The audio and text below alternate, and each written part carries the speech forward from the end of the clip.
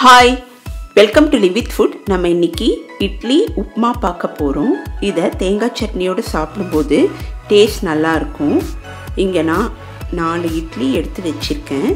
இத நல்லா கையால இந்த மாதிரி உதிர்த்து வெச்சுக்கலாம். இப்போ ஒரு கடாய் எடுத்துக்கலாம். எண்ணெய் தேவையான அளவு விட்டுக்கலாம். 5 நிமிஷத்துல இந்த பிரேக்ஃபாஸ்ட் ரெசிபி இல்லனா டின்னர் ரெசிபி நம்ம செஞ்சிடலாம். இதில் கடுகு மணிப்பருப்பு தாளிச்சிடலாம். எப்பவுமே உப்புமாக்கெல்லாம் நல்லா கடுகும் மணிப்பருப்பும் கொஞ்சம் நிறையவே தாளிச்சிடணும். அப்போ தான் டேஸ்ட் நல்லாயிருக்கும். அடுப்பை சிம்மில் வச்சுக்கலாம். இப்போ சின்ன சின்னதாக கட் பண்ணி வச்ச வெங்காயத்தை சேர்த்துக்கலாம். நல்லா வதக்கிக்கலாம். வெங்காயம் வதங்கணும். அதனால் கொஞ்சமாக நம்ம உப்பு போட்டுக்கலாம். ஏற்கனவே இட்லியில் உப்பு இருக்கும். அதனால் நம்ம கொஞ்சமாக உப்பு போட்டு 2-3 நிமிஷம் மூடி போட்டு மூடி வச்சிடலாம். இந்த மாதிரி மூடி வைக்கும்போது வெங்காயம் நல்லா வதங்கி இருக்கும். நமக்கும் சாப்பிடும்போது நல்லா நைஸாக இருக்கும் வெங்காயம். இப்போ நான் கட் பண்ணி வச்ச குடைமிளகாய் சேர்த்துக்கிறேன். ஹை ஃப்ளேமில் வச்சு நம்ம நல்லா வதக்கிடலாம். இப்போ நான் கேரட்டை துருவி வச்சுருக்கேன். இப்போ அதோட இதை சேர்த்துக்கிறேன்.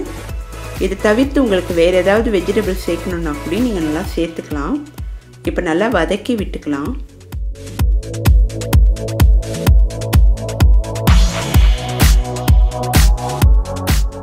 ரெண்டுலேருந்து 3 நிமிஷம் வேகட்டும். அதனால் மூடி போட்டு வச்சிடலாம். இப்போ நான் மூடி எடுத்துட்டேன். கொஞ்சமாக மஞ்சத்தூள் சேர்த்துருக்கேன். மஞ்சத்தூளோட பச்சை வாசனை போகணும். அதனால் இதை நல்லா வதக்கி விட்டுடலாம். இப்போ நம்ம உதிர்த்து வச்சிருந்த இட்லியை இதோட சேர்த்துக்கலாம். இப்போ கொஞ்சமாக தண்ணி தெளித்து 2-3 நிமிஷம் மூடி வச்சிடலாம். எல்லாம் ஒன்று சேர்ந்து நமக்கு இட்லி உப்புமா தயாராகிடும். அடுப்பை சிம்மில் வச்சு நம்ம இந்த மாதிரி பண்ணணும். வறண்டு போகாமல் இருக்கும். அதனால்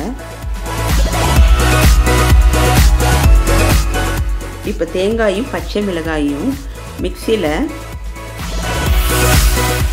அரைச்சிட்டு வந்திருக்கேன். அதையும் இதோட சேர்த்துக்கலாம். இப்போ நம்ம அடுப்பை ஆஃப் பண்ணிடலாம். நமக்கு பிரேக்ஃபாஸ்ட் ரெசிபியாகவும் இந்த இட்லி உப்புமா பண்ணிக்கலாம். டின்னராகவும் பண்ணிக்கலாம். தேங்காய் சட்னியோடு சாப்பிடும்போது டேஸ்ட் ரொம்ப நல்லா இருக்கும். நீங்கள் ட்ரை பண்ணி பாருங்கள். இந்த வீடியோவை லைக் பண்ணுங்கள், ஷேர் பண்ணுங்கள். மறக்காமல் உங்கள் கமெண்ட்ஸை சொல்லுங்கள்.